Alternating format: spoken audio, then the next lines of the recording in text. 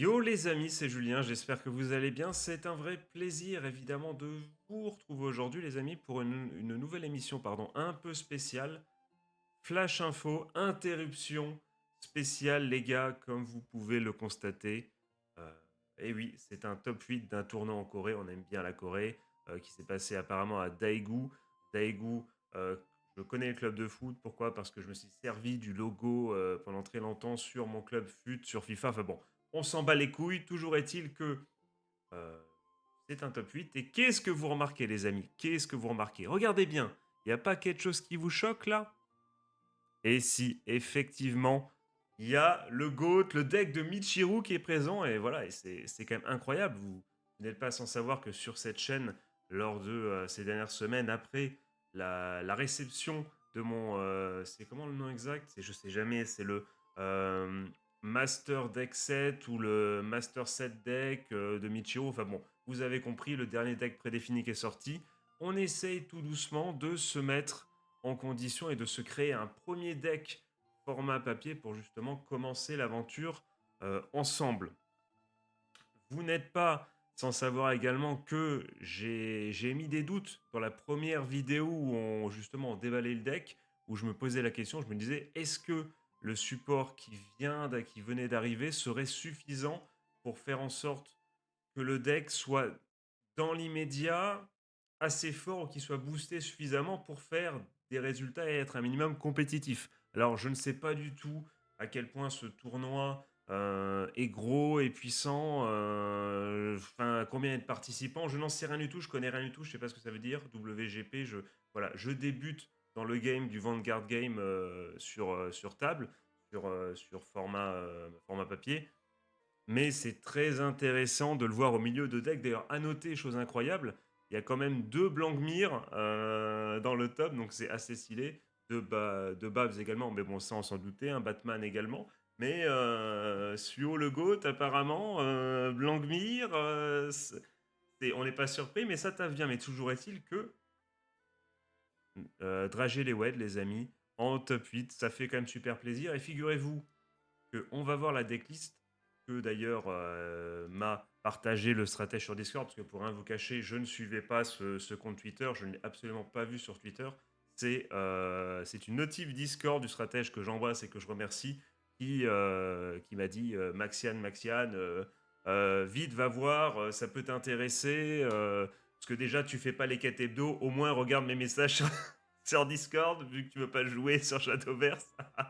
Petite private joke.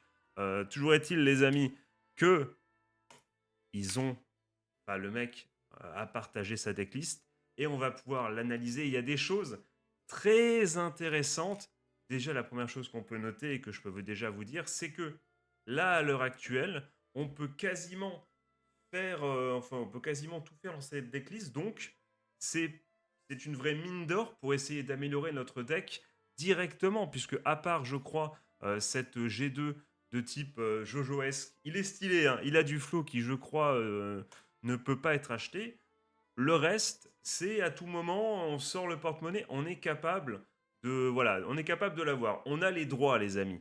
Donc, on peut remarquer plein de choses. Il y a quelque chose de très intéressant et qui va rebondir sur la vidéo précédente où j'essaie de vous parler des défauts. On avait joué à Vanguard Gears Days 2 et je vous parlais des défauts qu'avait le deck avant même l'arrivée du nouveau support, du premier support qui n'est autre que ce bon vieux je sais jamais son nom, Lito Zargour. Mais avant, bah déjà oui, on peut constater qu'il y a effectivement 4 Lito Zargour. Donc, est-ce que le support est, comment dire, est relevant? Comment on dit en anglais? T'as le mec qui fait genre, comment on le dit en français déjà? Je sais plus. Oh, les vieux mecs qui font ça. Ce que je veux dire, c'est que du coup, le mot, c'est qu'il est pertinent. Voilà, on peut remarquer que le nouveau support est un minimum pertinent et que, apparemment, vous le savez, j'en ai déjà topé un dans mon ouverture de Knight of a Rebel. Enfin, je sais plus, la dernière extension qui est sortie en France. Euh, j'en ai commandé pardon 3 autres, donc on aura les 4. Donc là, c'est bon, on est plutôt pas mal de ce côté-là. Et voilà, c'est déjà un premier point très intéressant. Un deuxième point qui fait suite à la vidéo précédente où je disais que finalement, eh bien, quand j'avais vu la decklist qu'on jouait dans Dear Days 2, Eh bien, contrairement à la vidéo d'avant où j'avais dit: «Oui, on va enlever les draw triggers, on va mettre des critical triggers» lors du 1er pimp, mon deck qu'on avait fait ensemble avec le deck préconstruit de Michiru. J'avais enlevé les draw triggers pour mettre des critical triggers. Sauf qu'on se rend compte que, eh bien, il y a, comment dire? Il y a un axe de réflexion qui semble se confirmer. Dans Dear's Day 2, j'ai effectivement enlevé les front triggers et laissé les draw triggers. Et là, on remarque que le mec qui a performé fait également ce choix, si je ne dis pas de conneries, on est bien sur du... j'ai un doute, c'est bien oui, c'est du draw trigger, ça. Donc le mec choisit de garder les draw triggers et de dégager les front triggers. Donc, je pense qu'on a peut-être commis une erreur, on a peut-être sauté trop vite sur le... ouais, les front triggers, au moins, ça va me permettre de défendre un peu mieux tout ça. Peut-être que après réflexion, on va repartir plutôt sur les draw triggers et les remettre dans le deck qu'on a essayé déjà de commencer à faire ensemble. Dégager plutôt les front triggers. C'est vrai qu'en plus, piocher, c'est quand même bien sympathique. Par la suite, les amis, et c'est le cœur du sujet. Ce qu'on peut remarquer, ce qu'on va analyser au travers notamment de cette demoiselle dont je n'avais jamais entendu parler, qu'on va lire. Bah, on peut déjà commencer par lire. Non, vous savez quoi, Lithozargour, on en a déjà parlé, et on va rebondir pardon, là-dessus, j'arrive plus à parler. On va rebondir là-dessus pour justement illustrer mes propos, puisque ça. Eh bien, c'est. Attendez, elle est où? Je l'ai pas prise? Elle est où? Elle est là, les amis. Justement, elle synergise un peu avec Lito et c'est très intéressant. Alors, j'ai dit Lito, j'ai pas dit Clito. Calmez-vous tout de suite. Donc, qu'est-ce qu'elle nous dit, cette carte? Qu'est-ce qu'elle fait? Force alors. Qu'est-ce qu'elle fait? Eh bien, dans un premier temps, en auto, quand cette unité est placée sur le terrain depuis ta main, énergie charge 1. Et c'est ça qui est intéressant. C'est comme Lito Zargour, qui là, on peut remettre directement la définition. Qu'est-ce qu'il nous fait? Il nous permet d'énergie blast 3 et de piocher une carte. C'est que je vous en avais parlé lors de la vidéo précédente. Comment dire, le gros défaut qu'avait l'ancienne decklist avant l'arrivée de Lito Zargour et alors je sais pas de quand date justement Force alors, mais c'est stylé le nom à dire en français.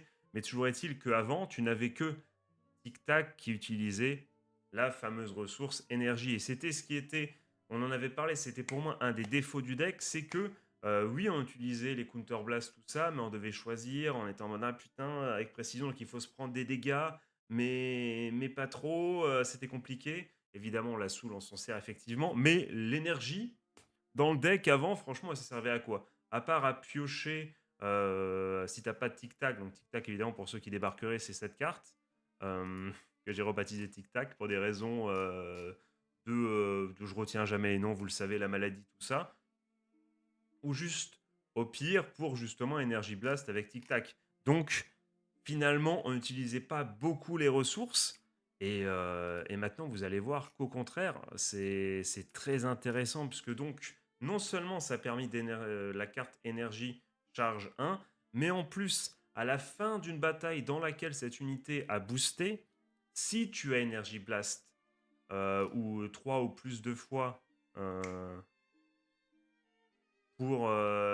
attendez, si tu as Energy Blast de 3 ou plus au même moment pour le cost d'une habilité de carte, ce tour, ce qui peut se faire du coup totalement avec le GOAT, Lithozargus. Plus le temps passe, plus je modifie son nom.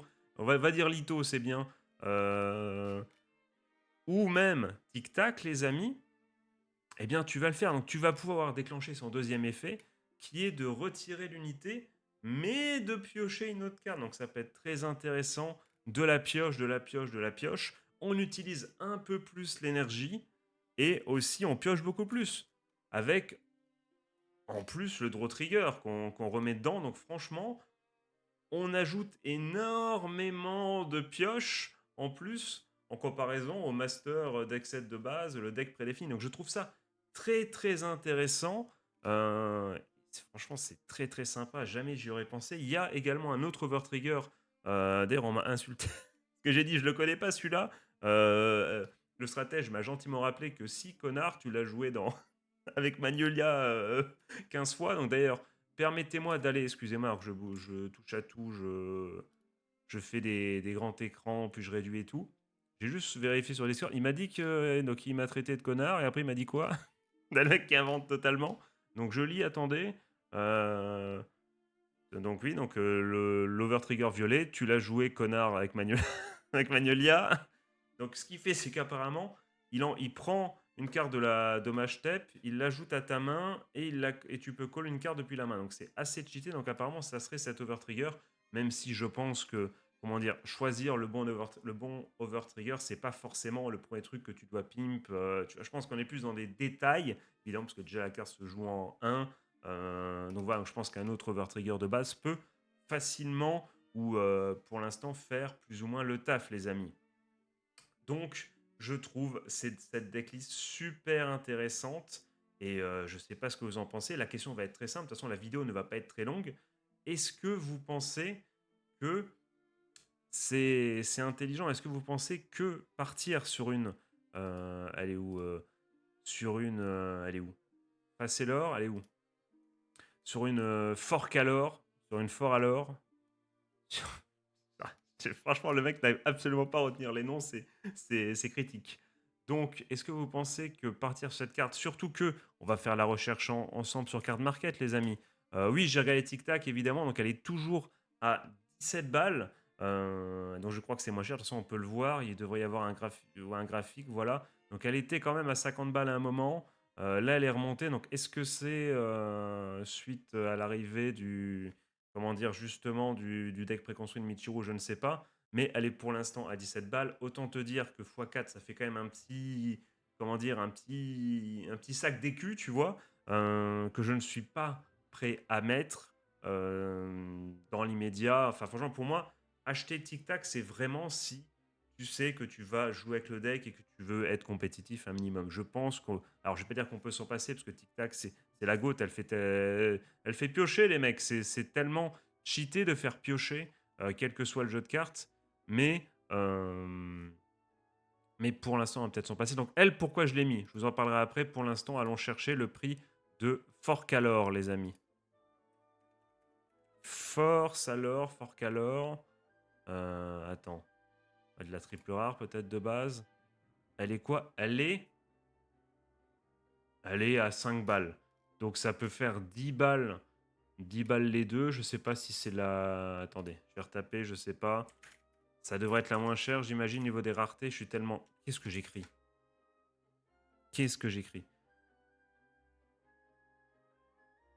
Ah, j'imagine que la V2, voilà, c'est plus cher.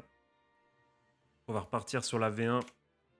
Donc, est-ce que pour vous, ça vaut le coup de partir sur cette carte, de mettre 10 euros pour l'avoir x2, comme dans la decklist du mec qui a perf en Corée, sachant que, ça qui est très intéressant, c'est que non seulement on a déjà Lito, on a déjà le bon vieux Lito, mais qui me semble quand même que quelles que soient, comment dire, les options que va proposer, pardon, la nouvelle G3 qui devrait arriver, le nouveau monstre Dragélewed, la G3 qui semblerait-il va arriver en octobre, je vois mal Lito être dépassé. Donc si Lito ne sera pas dépassé, sera quasiment à coup sûr un membre de la decklist une fois qu'on aura eu la nouvelle G3. Ça veut dire que dans tous les cas, la Force alors a de grandes chances, comme elle synergise bien avec Lito et Tic Tac, même si on n'a pas Tic Tac pour l'instant, ça pourrait être sympa. Tu vois, je la vois mal être obsolète. En tout cas, être au pire comment dire, une option pertinente d'un deck, peut-être un peu à plus bas coût. Je ne sais pas ce que vous en pensez. N'hésitez pas à me dire ça dans les coms. Et la dernière chose que je voulais vous dire, c'est que justement, il n'y a pas de... Aïe, je me suis griffé contre le truc. Il n'y a pas de bifronce, les amis. Ce qui est assez surprenant. Bifronce qui quand même permet du coup de piocher les 3 cartes au top du... Oui, c'est bien au top de ton deck. D'en mettre une dans ta main, d'en mettre une dans la soul, ce qui est quand même assez pété, on va pas se mentir, pour le deck Dragélewed, et un que tu vas mettre que tu vas discard. Donc cette carte est très sympathique et très forte pour, pour le deck. Elle n'est pas là. Donc ce qui veut dire que le gars se dit qu'il n'a pas, finalement pas besoin de plus de support que ça pour mettre des cartes dans la soul et que il n'a pas besoin de support en plus. Alors je sais pas si c'est à cause de la nouvelle carte ou je sais pas. Toujours est-il que, et c'est ça que je vais aller voir, c'est est-ce que on penserait, mais en fait on n'aura pas Tic Tac tout de suite. En fait je veux voir le prix de Bifrons. À combien est Bifrons les amis?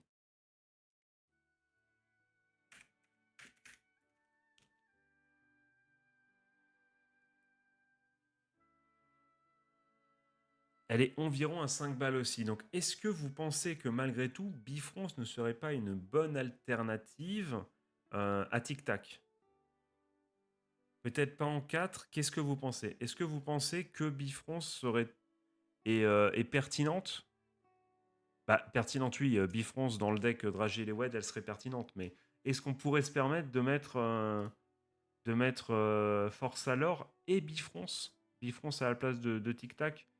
Donc, en peut-être en, comment dire, en la mettant pas forcément à 4, tu vois, et en rajoutant peut-être une carte bah, de lui, par exemple, mettant une ou deux de plus, pourquoi pas, même si j'ai quand même l'impression qu'en fait, le truc, c'est que je pense que lui, il est remplacé par Lito.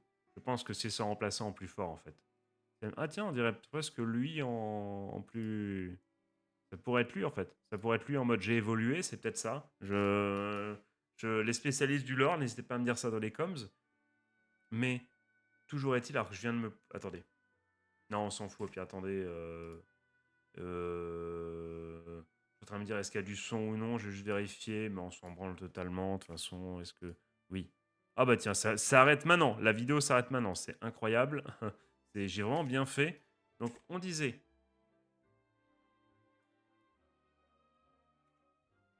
On disait, je remets. De toute façon, la vidéo est quasiment terminée. Je remets du coup la decklist sous vos yeux. On pourrait peut-être le rajouter lui, même si encore une fois, c'est Lito, c'est un peu son remplaçant. On verra bien ce qu'on pourrait faire. Il y a peut-être d'autres options dans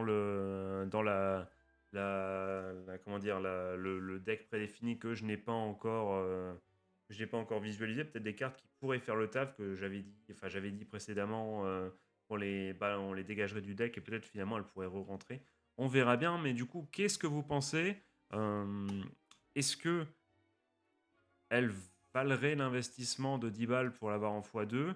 Et est-ce que Bifrons également, pour vous, serait quand même un élément toujours assez pertinent pour le deck? Surtout que ce sont des cartes qui ne valent pas excessivement cher. Donc ça pourrait être, je pense, sympa de build un deck comme ça. Et je pense qu'on peut quand même rentrer les deux. N'hésitez pas à me dire ce que vous en pensez dans les comments. On va s'arrêter là. Donc voilà, donc c'était une petite analyse d'une nouvelle decklist qui est sortie, qui a performé. Ça fait plaisir. Je pense que ça valait le coup de réfléchir à tout ça ensemble, de voir un peu, de voir la belle construction aussi d'une bonne decklist, puisque franchement, aller chercher Force alors pour jouer un peu plus, encore une fois, sur une ressource que le deck n'exploitait pas assez avant, c'est-à-dire la ressource énergie. Je trouve ça très pertinent et franchement, c'est super intéressant à voir. Je l'ai pas, j'ai pas vu ça, en plus, j'ai pas vu Force alors dans beaucoup de decklists de Dragé les Wed. Donc, donc voilà. Donc les amis, n'hésitez pas à commenter tout ça en commentaire ou directement sur Discord. N'hésitez pas à me dire ce que vous pensez de tout ça. Et moi, je vous souhaite de passer une bonne journée, une bonne fin de soirée, un joyeux Noël. Si c'est jour de Noël, je fais des gros bisous. C'était Julien. Ciao, ciao.